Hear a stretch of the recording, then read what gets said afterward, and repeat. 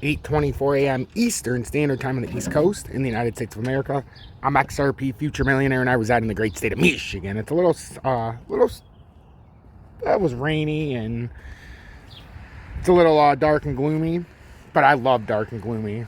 My hair looks dark and gloomy this morning. Oh yeah, I look like I just, here, I'll let you guys see. I look like hey, this is how I woke up. And first thing I do, I've been up for like a half hour. Got my son ready, you know, my 2-year-old. And the first thing I do before I do anything else, shower or anything, is I always come on and do an update. And today my hair is looking so, but what I woke up and I seen this come out. And it's pretty interesting for the court case, guys, because they're supposed to have it a few days before Christmas. They had it extended out to where the expert testimony and whatnot had to be put out there. Well, Judge Torres moved it up from closer to Christmas, and then it was November 22nd. Now they moved it to November 15th. So could this be a sneaky play to get this lawsuit out of the way before 2023? I don't know. But I think it's something worth talking about and something worth reading to you guys real quick. It's not going to take that long.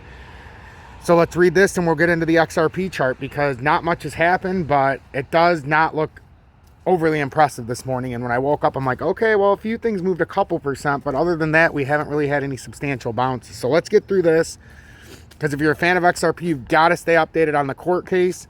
So here's when Ripple and XRP lawsuit could end. After surprise schedule change, crypto legal expert. This came out this morning. The judge presiding over the U.S. Securities and Exchange Commission's SEC lawsuit against Ripple has made an unexpected schedule change.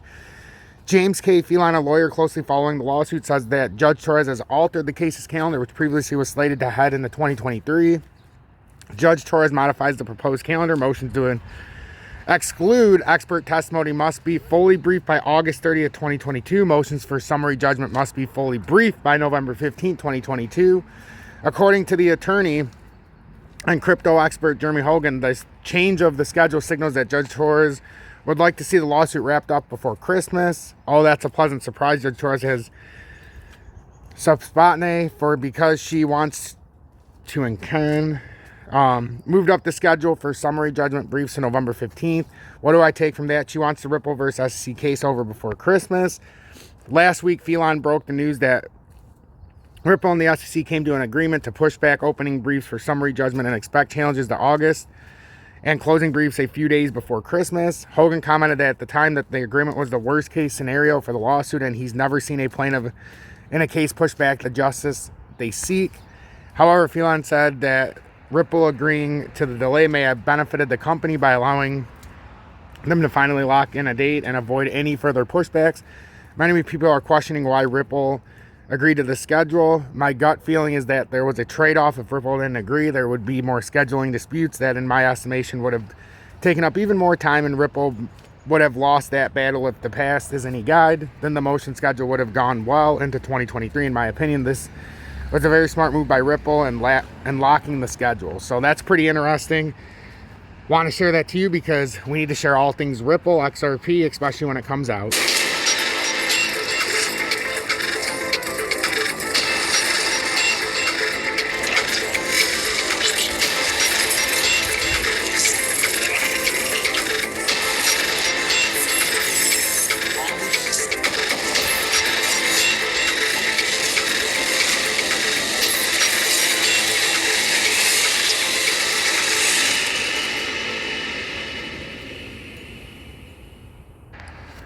Welcome back, everybody. 8:29 a.m. So what are we looking at this morning in the crypto markets? Right now, the total crypto market cap is up 1.10% to 1.69 trillion. I mean, yeah, right, trillion, billion. Well, not trillion. I don't know why I said so. Obviously trillion, but we're down we're up 1.8 billion is what I meant. I apologize. I believe that's what I don't know. It's early this morning. So, but 1.69 trillion. So what we're looking at here, it's very simple, guys. First things first, we wanted to come back above that 1.694 trillion. That was a key support area. If we fall out of this, let me pull it out so you guys can see. Once we fall out of that ascending triangle, that was a key support, because then that would have been our retest area, and it hasn't been able to hold it. And then it tried to bounce back around here last night, And it's getting rejected. And if this gets rejected, this is going to come down to 166 and then further. And this is bad news. If this gets rejected here, this is really bad news. Because there's not many more areas where I can say, okay, we're going to hold here and here and here. Like, could we drop another 11 trillion? I mean, 11 billion here? It's possible. And that would be like a 10% drop again. And I don't know if it's going to happen necessarily right now because we're watching these retests, but it does not look good, ladies and gentlemen. We've had some pedestrian bounces on a few of them. XRP, I said yesterday I thought we could bounce back maybe and try to come back up. And the first retest would have been here, and then we could try to retest here. But we haven't even got to here yet, which is unbelievable. All night, we couldn't even get back to the yellow line. That yellow line is the overwhelming area. If you can't get past that after a breakthrough, because that was supposed to be your double bottom. Now it's using that double bottom as a resistance. If this holds true, this is going to roll back down, and this is a bearish continuation or a J hook. Like I said last night, I almost feel like all the market's doing a J hook, which it did. You know, that's your classic. Now, can it come up higher and finish this is the only question. Because sometimes when you get these J hooks, oh, I'm sorry. Stupid. I'm outside, and I was going to grab the gun, and not a squirrel, but like a little, not even a possum. It was like a little rat that ran by on the other side because there's this brick wall that you guys know from the, anyhow, not relevant. So 56.5 is what we're looking to hold. If we can't hold that, we've already got this layered out, guys. It's very simple. Our next level would be that 52-cent symmetrical support. It is rather crazy, though, that if you look at the volume with XRP, look at that.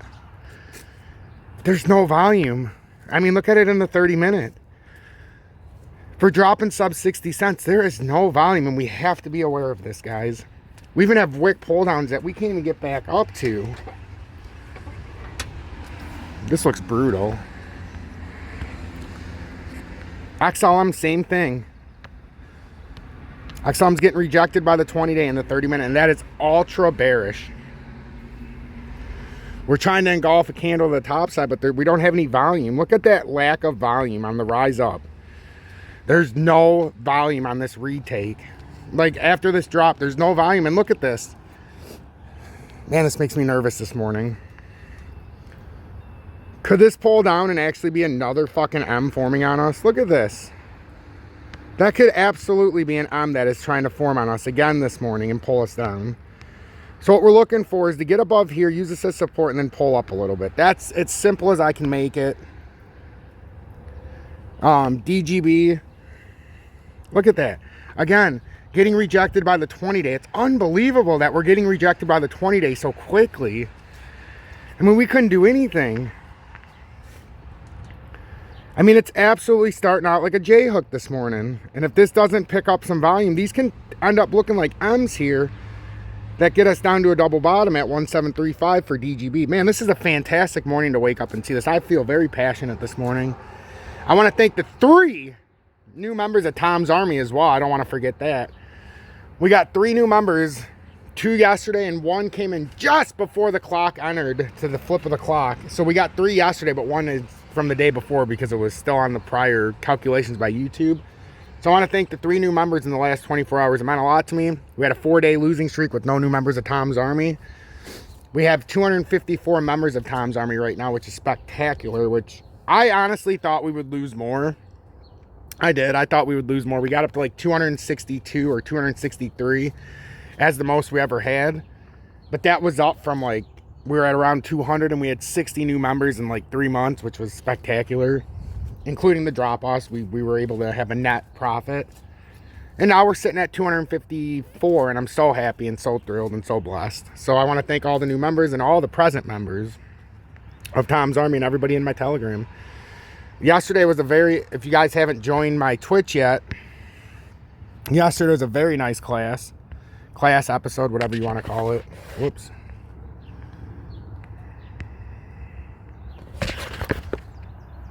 What do we have? 214 members now on Twitch.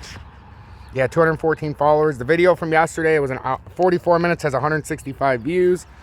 So if you're not part of my Twitch, join my Twitch. I do this 3 days a week, and the videos get anywhere from 120 to 175 views so far.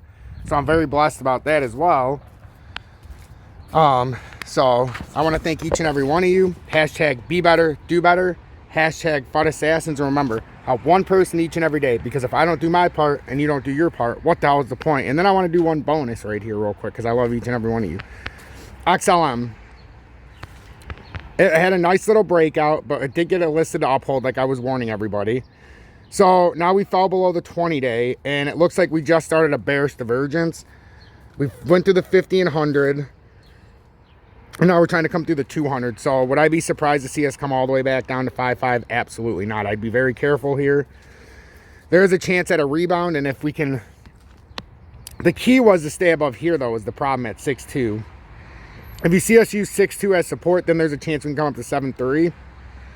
If we use this 6.2 as resistance, very big chance we come down to 5.1 as support. Stay blessed, everybody. It's an honor and a privilege.